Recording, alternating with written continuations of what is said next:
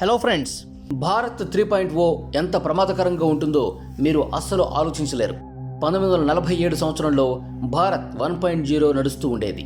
ఆ సమయంలో మన దేశంలో కఠినమైన పేదరికం వల్ల ప్రజలు ఎన్నో రకాల కష్టాలు ఎదుర్కొన్నారు. అలాగే 1990వ దశకంలో భారతదేశం యొక్క వ్యాపారంలో ఎన్నో సంచలనమైన మార్పులు చోటు చేసుకున్నాయి. దీనివల్ల మన భారతదేశం ప్రపంచంలోనే అతిపెద్ద వాణిజ్య దేశంగా మారిపోయింది. అలాగే ప్రపంచవ్యాప్తంగా మన దేశ మార్కెట్ విలువ 140 కోట్లు దాటిపోయింది. ప్రస్తుతం మన భారతదేశ మిలిటరీ ప్రపంచంలోనే అతి బలమైన రక్షణ వ్యవస్థగా మారబోతోంది. భారత్ 3.0 పై మన దేశ ప్రజలకే కాకుండా బయట దేశాలకు కూడా ఎటువంటి అనుమానం లేదు. ఎందుకంటే ఇది మన దేశ రక్షణ వ్యవస్థను ప్రపంచంలోనే అతి బలమైన రక్షణ వ్యవస్థగా మార్చబోతోంది.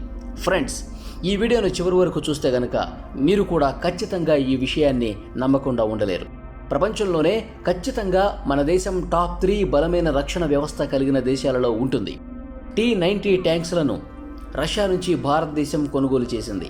ఆ సమయంలో మన భారతదేశం రష్యా నుంచి దాదాపు 1200 T-90 ట్యాంకులను కొనుగోలు చేసింది. ఈ T-90 ట్యాంకులను మన దేశంలో భీష్మ అనే పేరుతో పిలుస్తారు. ముందుగా రష్యా ఈ ట్యాంకులను మన దేశానికి ఎక్స్పోర్ట్ చేసింది. ఆ తర్వాత రష్యా మనకు ఈ T-90 ట్యాంకుల కిట్లను ఎక్స్పోర్ట్ చేయటం మొదలుపెట్టింది. అంటే ఈ ట్యాంకుల అసెంబుల్ పనిని మన దేశంలోనే చేసేవారు. కానీ ప్రస్తుతం ఈ T-90 ట్యాంకులను మన స్వదేశీ పరిశ్రమలలోనే తయారు చేయటం మొదలుపెట్టారు. మన భారతదేశం స్వయంగా T-90 ట్యాంకులను తయారు చేయటం వల్ల ప్రపంచంలోని కొన్ని దేశాలకు కంటి మీద కునుకు లేకుండా పోతోంది. మన భారతదేశంలో ఇస్రో, DRDO లాంటి ప్రముఖ కంపెనీలు ఉన్నాయన్న విషయం మీరు అస్సలు మర్చిపోకూడదు. అయితే చంద్రయాన్ 3ని ఇస్రో ఒక హాలీవుడ్ సినిమా బడ్జెట్తో చంద్రుడిపైకి పంపడంలో విజయం సాధించింది. ప్రపంచంలోనే ఎంతో ప్రముఖమైన మైండ్స్ అండ్ టెక్నాలజీ మన భారతదేశంలోనే ఉన్నాయి.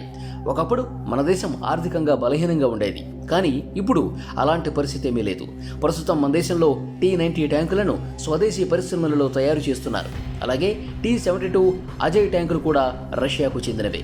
కానీ ప్రస్తుతం వీటిని మన భారతదేశం తయారు చేయాలని ఆలోచన చేస్తూ ఉంది. మన భారతదేశం స్వదేశీ పరిశ్రమలలో అర్జున్, జురవర్ ట్యాంకులను తయారు చేస్తూ ఉంది.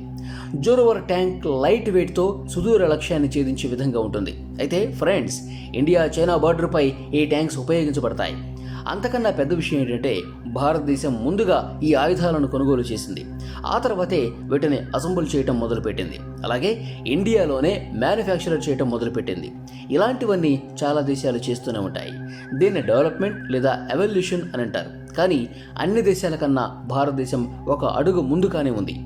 భారతదేశంలో ఈ ట్యాంకులను భారతదేశంలో తయారు చేయడమే కాకుండా వాటిలో కొత్త కొత్త క్యాపబిలిటీని కూడా ఏర్పాటు చేస్తున్నాయి. ప్రస్తుతం ఉన్న టెక్నాలజీస్ని కూడా వాటిలో ఏర్పాటు చేయడం జరుగుతోంది. ఈరోజు భారతదేశంలో తయారు చేస్తున్న ఈ T-90 ట్యాంక్ మార్క్ 3 వర్షన్కు చెందినవి. ఇందులో ఆటోమేటిక్ టార్గెట్ ఇంకా ట్రాకింగ్ సిస్టమ్ కూడా ఉంది.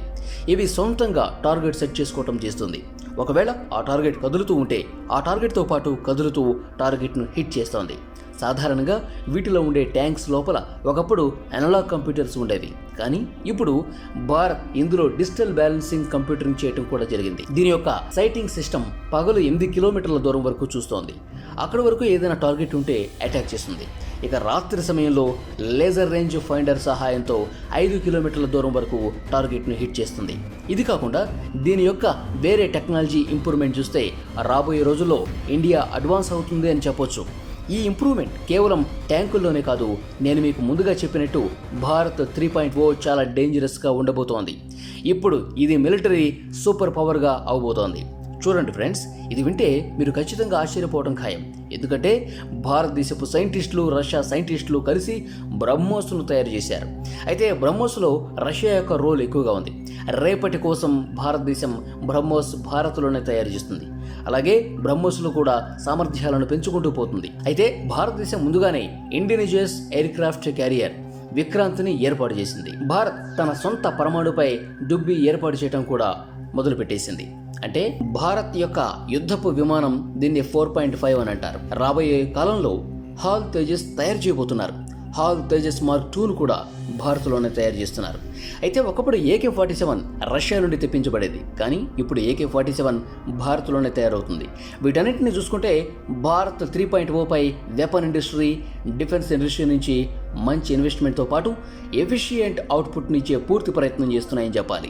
ఇక T-90 ట్యాంక్ విషయానికి వస్తే యుక్రెయిన్ రష్యా మధ్య జరిగిన ఘర్షణ తర్వాత ఆ సమయంలో రష్యా తన వద్ద పెట్టుకున్న T-90 ట్యాంక్స్ను భారత్కు పంపకుండా వాటిని తమ దేశంలో అసెంబుల్ చేసి యుక్రెయిన్కు పంపించడం జరిగింది.